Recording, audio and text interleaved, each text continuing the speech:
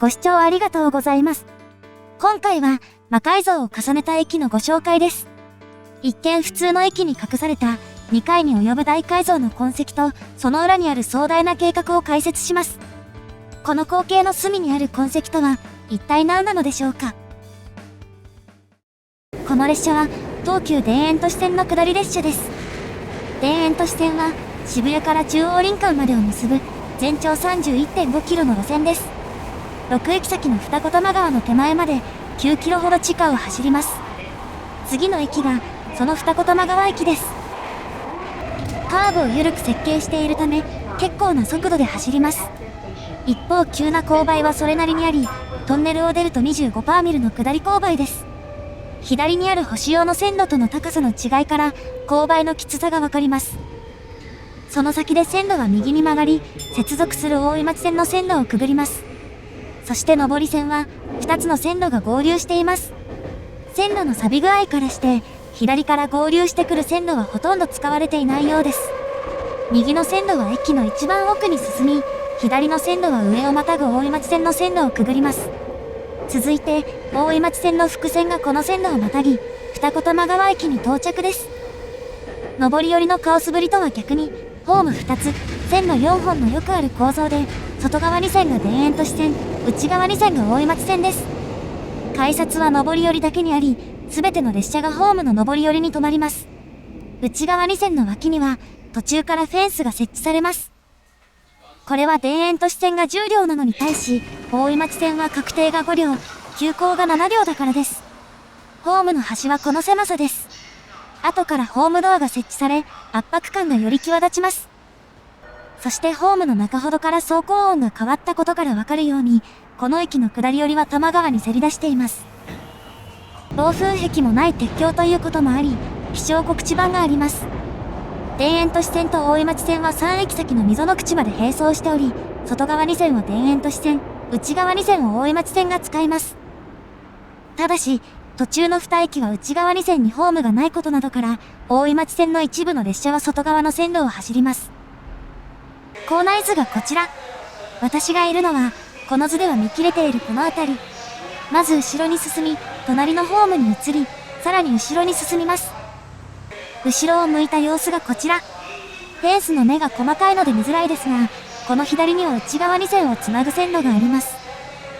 今では大井町線の列車はほぼ全てがこの駅を通しで運行されますが、かつては溝の口までは複々線になっておらず、大井町線の列車はこの駅で折り返すのが基本でした。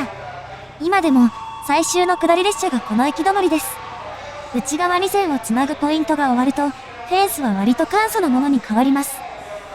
大井町線の急行がこれより少し奥に止まります。そしてしばらく進むと、施設の構造が奥で変わるのがわかります。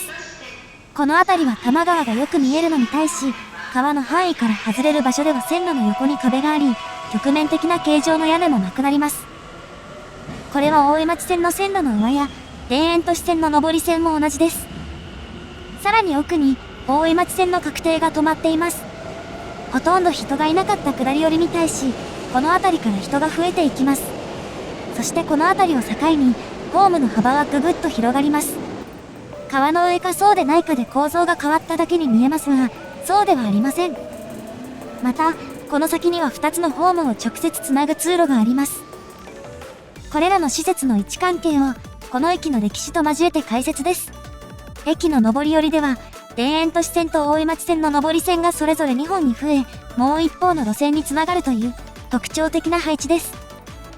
序盤の映像で線路が複雑に入り組んでいたのは、それが理由です。2つの路線をつなぐのはよくありますが、同じ平面上にポイントを設置するのが普通で、単線の高架橋でつなぐのは珍しいです。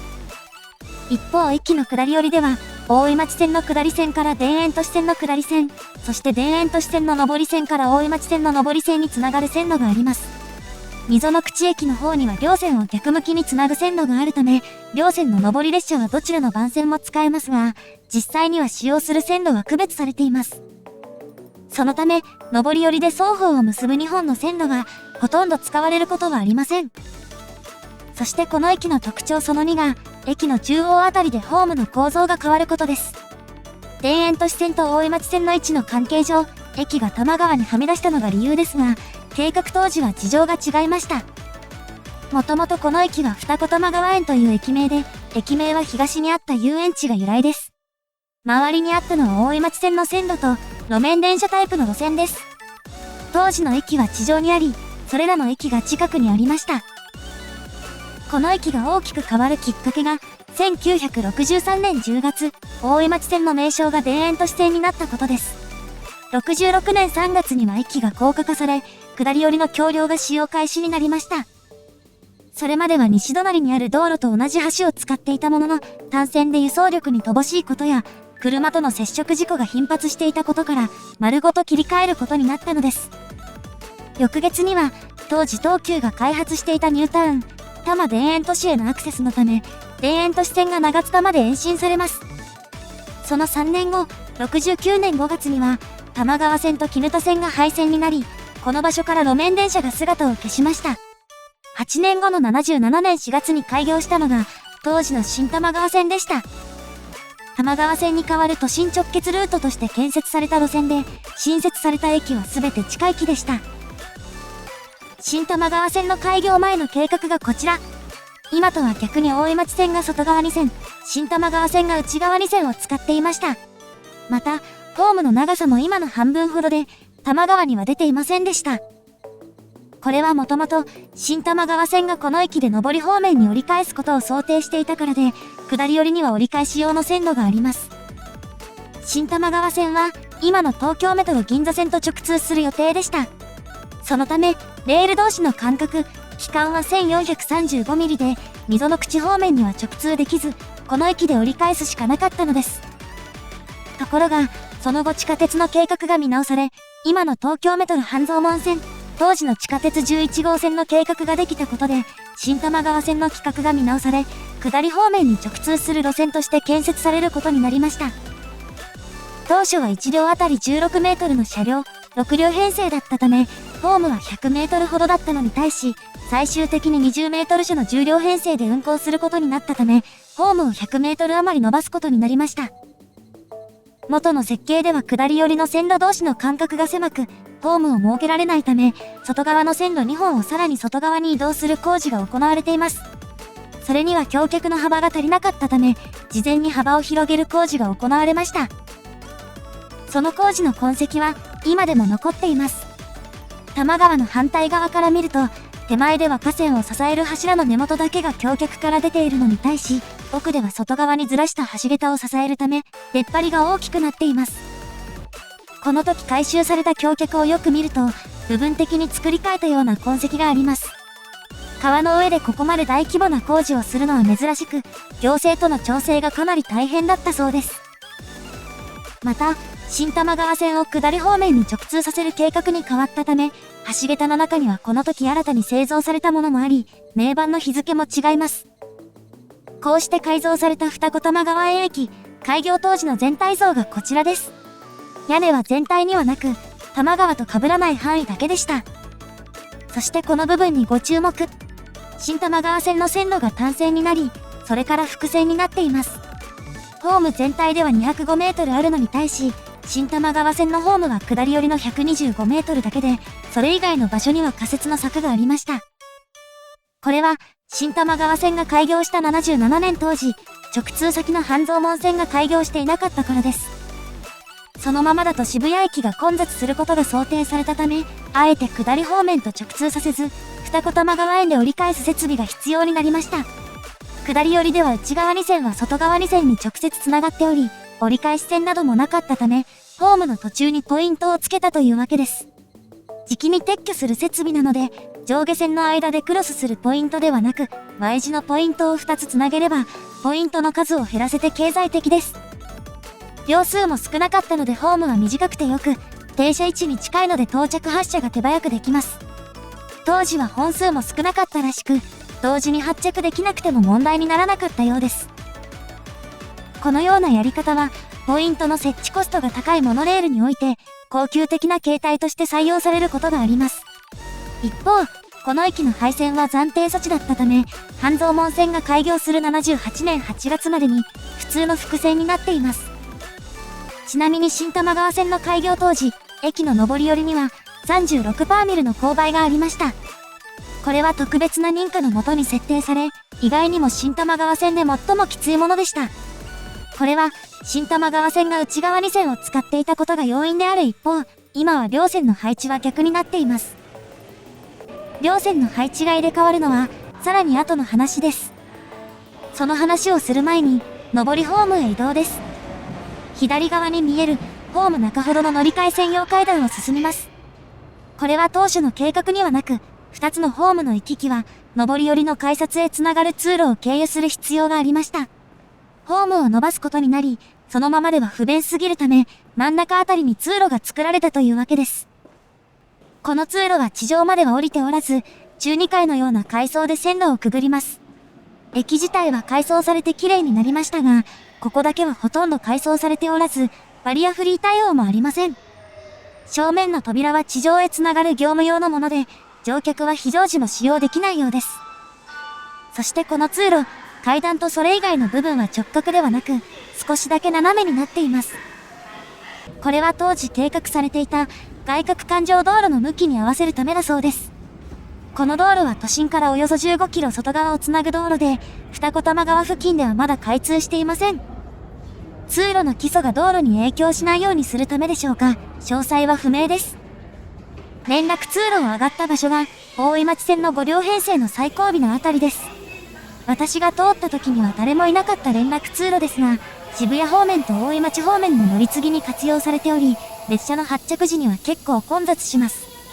乗り換え客が多いため、田園都市線では4号車から6号車が混雑し、上りホームには誘導員もいます。さらに上り寄りに進みます。床面には、先発と自発の整列乗車位置目印があります。こうした目印は始発駅で多く見られるもので、途中駅にあるのは珍しいです。ホーム先端の様子がこちら。列車は階段ギリギリではなく、それより手前に止まります。4番線、田園都市線の上り線から前方を見てみます。ポイントは緩い右カーブで、左に進んでも車体は大きく揺れなさそうです。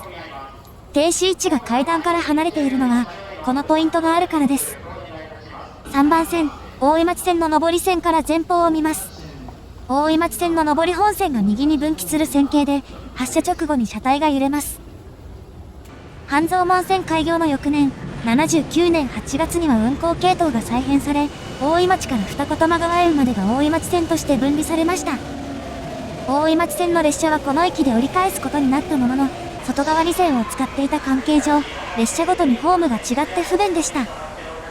それを改善するため、内側2線と外側2線を入れ替える工事が行われ、99年9月に今の配置になりました。工程の都合なのか、上り寄りにあった切り替え前の線路は、両線をつなぐ線路として残っています。大井町線の上り列車からのカットがこちら。左に分岐した線路がこの先で別の線路をくぐるため、ここでは下り線よりも高さが低いです。ところがその先で、田園都市線の下り線を乗り越えるために一気に高さを上げます。そして緩めの勾配になっている下り線を横目に、さらに高くなります。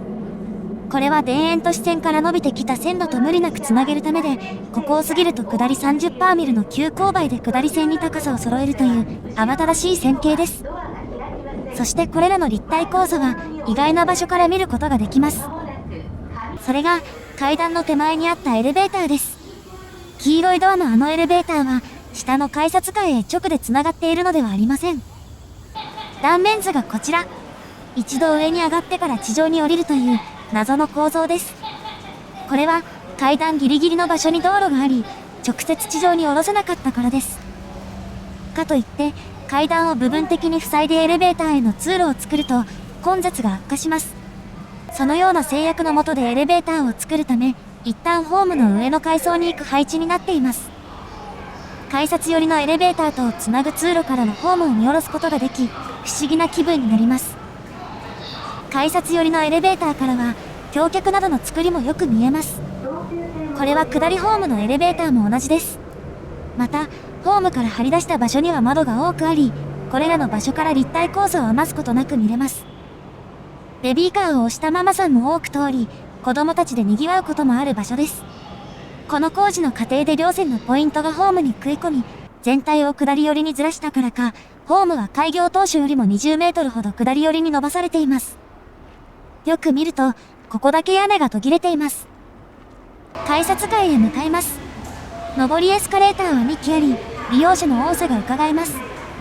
壁には埋め込み式の広告モニターがあります。改札の様子がこちら。広告効果の高そうな場所だけに、一面の広告です。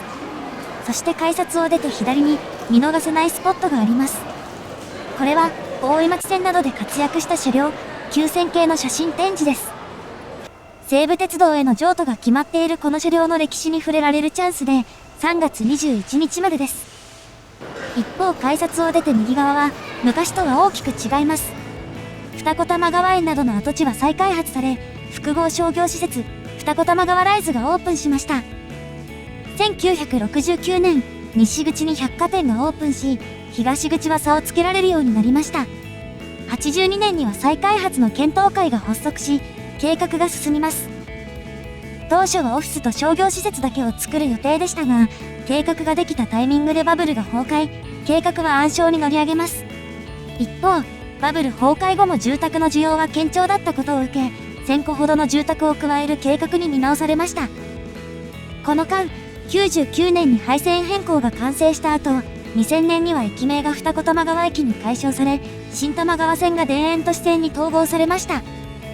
2009年には大江町線が溝の口まで延伸されたものの、東口の再開発は続いていました。